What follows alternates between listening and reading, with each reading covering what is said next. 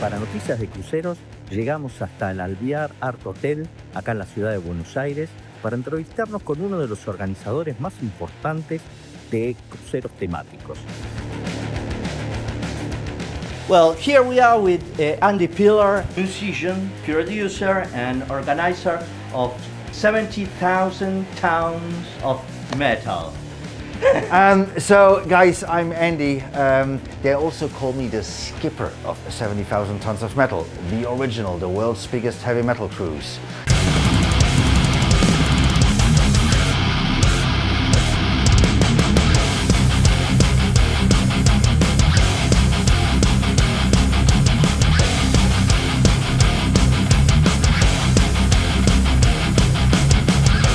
How did the idea of merging heavy metal music with ships, how it comes alive?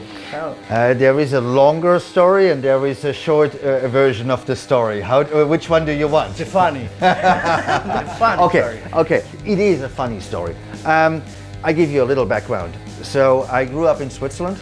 Yeah, and you're born in Germany. That is correct, that is correct. My mother is German, my father was Swiss, so when I was a little kid we moved to Switzerland. And I started organizing concerts in Switzerland when I was still in school. My parents were not so happy about my hobby, but eventually it became my profession. Then I moved more into a booking agent role, booking shows to neighboring countries, to France, to Italy, to Austria, etc. That led me to become a tour manager later on, working with some Canadian bands. So for pre-production I went several times to Vancouver. Always metal? Mainly heavy metal, but I did some odd tours with some reggae artists. I did a tour with the Symphonic Orchestra of Prague and stuff like this, you know, but mainly heavy metal. So some Canadian heavy metal bands from Vancouver. I fell in love with Vancouver. I got a vacation apartment there. Really close to the cruise ship here in Vancouver. You know, there is cruises that go to Alaska. So 18 years ago, I was sitting on my balcony with some friends, and we had some drinks. Obviously, I had one drink too many because one of these cruise ships debarked for Alaska, and I was like, guys, we should charter one of these cruise ships and put a heavy metal festival on. And they were all laughing, like, Andy, this is not possible, this is crazy. I mean, you're drunk, you know. Hey, like. Do you remember what was the drink? That I don't remember, but well, I remember. I want You want to drink the same thing, you know. So maybe it was some Canadian rye or something like this, you know. Anyhow, the next day I woke up and I had this headache. But this idea was still spinning in my head, you know, so I started to make a business plan trying to convince a cruise line to put a heavy metal festival on there. And also the financing, of course, so it took several years, but look, here we are.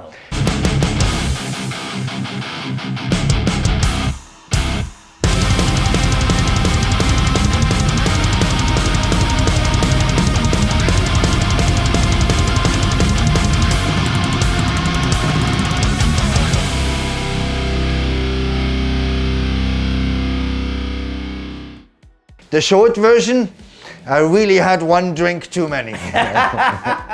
Okay, that's really cool. That's really cool. Well, I have my assistants here. Yep, so, I told you earlier, I love it. You do it on paper, you know, that's old school. Organizing 70 concerts in 4 days should be very chaotic. Actually, what you have to know, it's minimum 60 bands, but every band plays twice. Oh. So it's minimum 120 shows, and then we also have something very special. We have an all-star jam. So many of the musicians of all the bands, they actually jam some old famous songs together. So there is minimum 121 shows on board. It is very challenging. To make sure there is no conflicts, you know, the technical things. Some bands, they share crew, and you know, like you make all what we call the running order, you change one piece, it becomes a domino effect. But you know what is even more challenging? Logistics. We built the biggest open air stage structure that ever sailed the open seas. 15 trucks of equipment with hundreds of people with a big crane putting this on the ship. Every band has. Some bands, they share our equipment, but it's mainly the stage. It's mainly the stage to build this, you know. If you build a big open air stage on land, in a stadium, on a racetrack, whatever, first of all you have space, but you have time. Yeah. You arrive with the trucks days, weeks before you can build this. You know, and the cruise ship comes in the morning. We have to wait until everybody from the previous cruise has debarked. We have to wait for customs to clear the ship. And then we have a few hours to load all this equipment. And you know, on a ship you also have no space. Yeah. So the logistics of organizing this, every case, every piece of truss, every piece of decking has its color code. From the outside it looks like chaos, but there is a master plan. Yeah, it's very hard. It's a very hard work. It's a big challenge, yes. 70,000 tons of metal is the original, the world's biggest heavy metal cruise. With 10 consecutive sellouts since the inaugural voyage in 2011, this extraordinary and unique floating festival now sails on board some of the largest luxury passenger vessels in the world. Featuring 60 heavy metal bands from around the globe performing across 4 stages, 70,000 tons of metal is home to the world's biggest open-air stage structure to ever sail the open seas.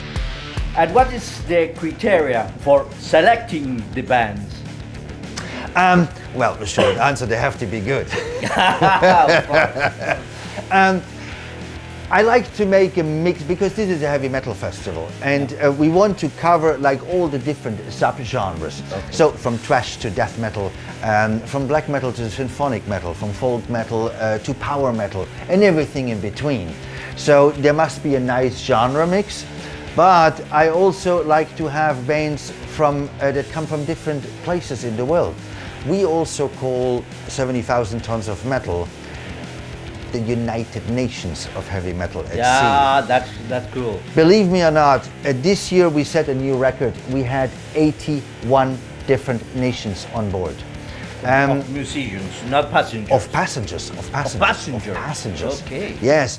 What comes to mind now is family. This is my second year. Last year was amazing. It was life-changing for me, but it came on this year, and I know so many people, and I'm greeted by people everywhere I go. I'm making new friends everywhere, but also joy in this family that we've built too, and it's incredible. And this is probably the one thing that makes me most proud, you know, bringing these people from all over the globe. And everybody is the same, right? You know, it doesn't matter your color of passport, your color of skin, or what your orientation is, so everybody is the same. Also, between the fans and the bands, everybody is the same. We have no backstage areas. Yeah, that's cool. We have no VIP areas. Unforgettable experience in how near we can get to the bands. Sit in the dining room with them, you can jam with them at karaoke bar. Sailors also have the special opportunity to explore a Caribbean dream destination with their favorite band members on an artist-escorted shore excursion. Now you will probably ask me why 60 bands. So the idea that I had, we started on a smaller ship, 40 bands. Now the average heavy metal band has 5 musicians, right? So 60 times 5 is 300, and we can sell about 3,000 tickets. So the ratio of musician to fans is 1 to 10. And that creates this very, very, very special atmosphere on board. Yeah. Like everybody is backstage. Yeah, every time it's a great backstage and show and everything mixed. You know, it's the heaven from metal. So choosing the bands, it needs to be a nice mix between the genres. Of course, we need the bigger bands, you know, that have a draw. And we had stuff like from Anthrax to Sepultura, and from Sabaton to Nightwish, and everything in between. But I also always want to offer a stage to talented bands from maybe countries that are not so easy to tour. And because we have a global audience, like when does a metal fan from Japan get to see a talented band from Costa Rica or from Argentina? Only on 70,000 tons of metal. Yeah, that's cool, that's cool. If you could resurrect an artist from metal, I already did that. Oh. We had over the years, we had several reunion shows. Oh, that's cool. On board. For example, quite a few years ago, we had the reunion show of a band that I worked together with in the past, which was Metal Church. Metal Church. We also, I mean, there is some really funny stories of some bands. There is actually a smaller death metal band from the Netherlands, from her home country. They played on 70,000 Tons of Metal, and it was their farewell show. The band's called God Dethroned. And this was supposed to be their last two shows. But it was such a profound impact on them that at the end of the cruise they came to me, Andy, I don't know if we're really done, so if we are ever gonna reunite, we call you. 3 years later they called me and they played their reunion show back on 70,000 Tons of Metal, and the band is still going, you know. Well, it's very nice to do it in a cruise. I can't like tell a secret here, also because it's not 100% confirmed, but I'm working on something like this for next year as well. So maybe next year we're gonna have another reunion show on 70,000 Tons of Metal.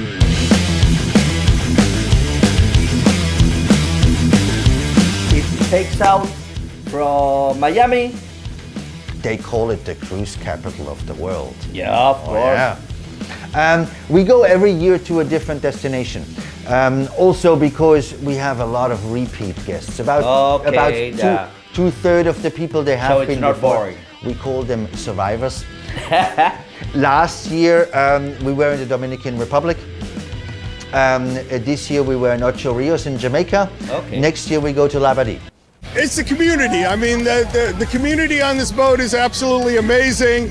This 4-day heavy metal music festival and Caribbean vacation offers 3,000 metalheads the amazing opportunity to mingle side by side with all the bands on board. With no VIP areas, it's truly like everyone has a backstage pass. Not only do guests have unrestricted festival access to 120 plus live performances, all bands play twice, every ticket also includes meet and greets with each band, intimate master classes with select musicians, world live premieres, exclusive listening sessions of unreleased material, and special artist events. You probably ask yourself, or you ask yourself, why 70,000 tons of metal? You know, we measure ships by its displacement. Okay. Right? When we started, the very first ship that we had was the Majesty of the Seas. It was a little bit more than 70,000 tons, but you know, 73,592 or whatever doesn't sound cool. So 70,000 tons. Yeah. Now I can't change that name because there is. Yeah, it's great, but there is a logo that I drew now. There is people that have this 70,000 tons of metal logo tattooed. There is girls that have it tattooed. We are now on a much bigger ship, which is more than 154,000 tons displacement. So it's more than 2.2 times 70,000 growing metal tons. is growing But on the yeah, sea. metal never dies. That's So next year on the 29th of January, we sail once again from Miami, Florida. 5 days, 4 nights out in the middle of the ocean. The United Nations of Heavy Metal at Sea. Everybody together on this same ship with metal bands from all over the world, and everybody's united. Imagine there is people coming from countries that are at war with each other. Exactly, but they come for the same reason, for the love of heavy metal on one ship, because it's heaven of metal. It's in the true sense of the meaning. We're all on the same boat. Wouldn't we wish that the whole world would be like this? You know, we can't. Maybe we can change the world with our little impact that we can do, bringing people together. We have so many problems. And the music, the art. Music unites. You know, there is people coming from all over the globe. Maybe they do not speak the same language. Maybe they have a different color of passport or a different color of skin, but they all speak one same language. Heavy metal. Yeah, that's cool. So it would be a real pleasure that you guys that watch Noticias de Cruceros to welcome you personally on board on the 29th of January in Miami as we sail for another edition of 70,000 tons of metal. The original, the world's biggest heavy metal cruise. Yeah. See you there. Andy, great. Thank you very much for having me. No, to you. Thank you. It's a real pleasure. It's a real pleasure. Real. Thank you.